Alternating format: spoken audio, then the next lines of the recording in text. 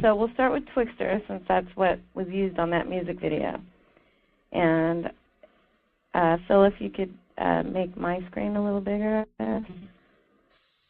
in the foreground. It's kind of weird not being able to see anybody. Okay, so this shot here, this original sequence is 1920 by 1080 in 24p. I know it's not playing back at 24p, but that's what it is. And in this example, I'm going to add Twixtor to this shot, and I'm at to 25%, and also show you the same thing just using Final Cut Pro. And let's see. Oh, I was hoping that wouldn't happen. I hope you don't hear my dog skiing. Yes, he's very helpful. Okay, so we're going to go into the comparison.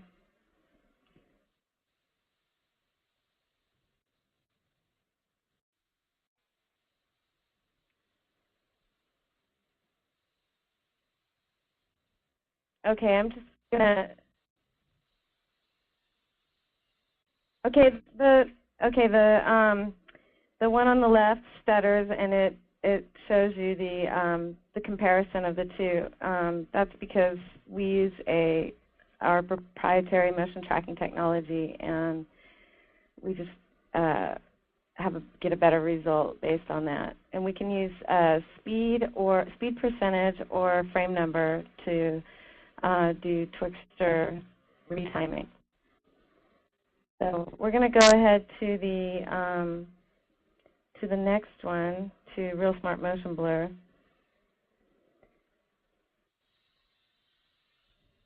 Yeah, if you could play number 2.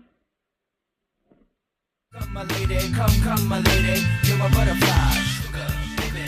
Come my lady, come my lady, you're my butterfly. Sugar, baby. Such a sexy, pretty little thing. This paper bitch, you got me sprung with your tongue ring. And I ain't gonna lie, 'cause you're...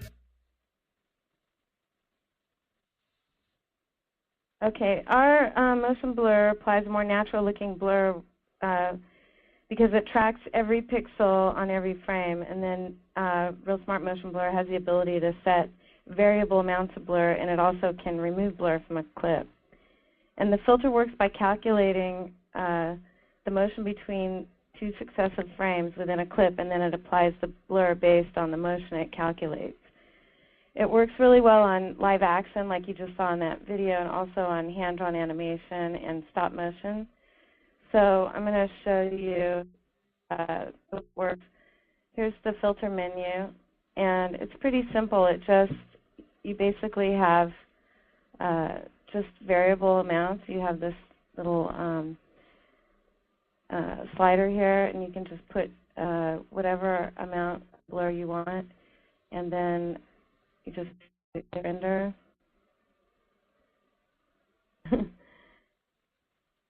And you can see, I don't know if can you see that playing there? Okay, so you have variable amounts of blur. You can also remove blur, and you can use alternate source for motion. Because the way that this works is by analyzing the frame and then calculating the motion on each frame. If you have a dark sequence like this hand on the left, you could use an alternate source like brightness, and then we go to the filter settings here. I can show you.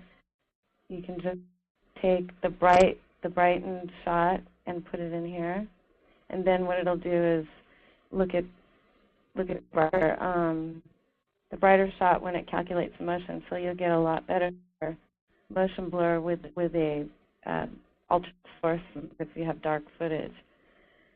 So it's a really straightforward tool, the blur. And they won an Academy Award for this motion blur tool.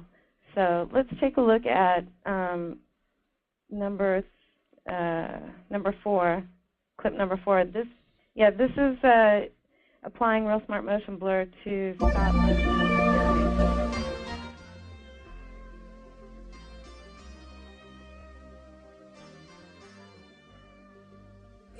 terrible, and I love it. You'll have to let me know when it's done.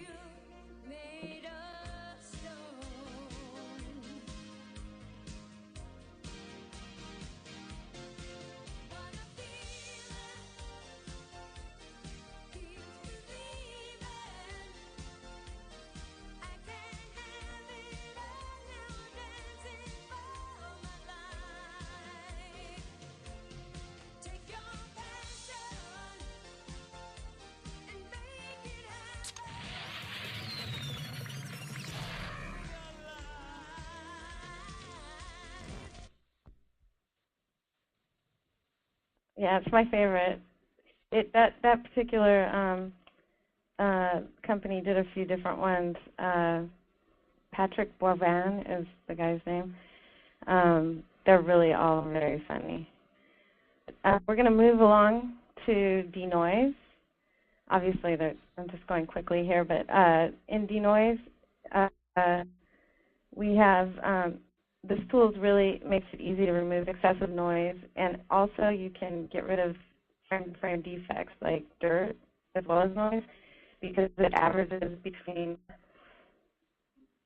a really dirty green screen shot and basically you can pull a key from a shot like this with key light pretty easily, but when you have dirty, noisy screen, you also get very bad edges like this.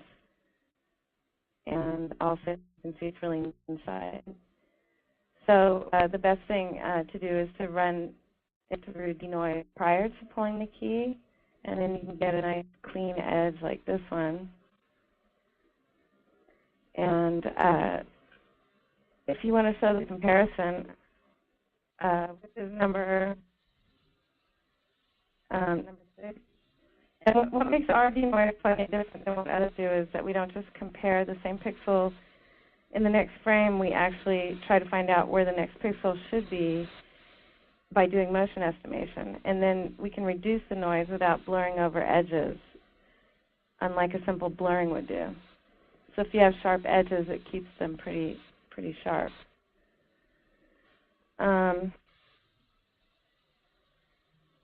Okay, so the next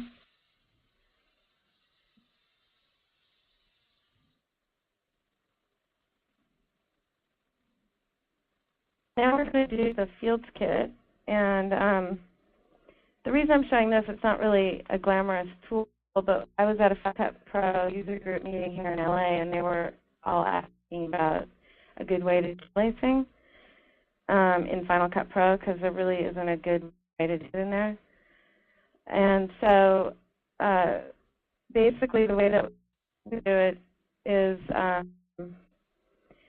using this proprietary tracking technology, and we also do proprietary field reconstruction and also use adaptive motion techniques. And we build full frames from the field, so we get a much higher quality than what you get in Final Cut Pro, or also most of the other standard approaches available, because we have really good edge handling. So if you look at, I'll show you the settings here. We have the ability, once straight off the bat, you get a better result with the fields kit, but you also have some extra tools. Like we have some sharpen tools, because what happens is usually you get a lot of blurring when you deinterlace, and then you have also different choices for fill methods here. We have all different choices. We can do blend or best 3 neighbors, best 5 neighbors. And then, again, we have really good edge handling. So if you look at the edges, let's a bit close that. But if you look at the edges in the comparison also that Phil's going to show you in a minute, we have much bigger edges on the fields kit than Final Cut Pro offers you. So if you could show the comparison, which is number 7.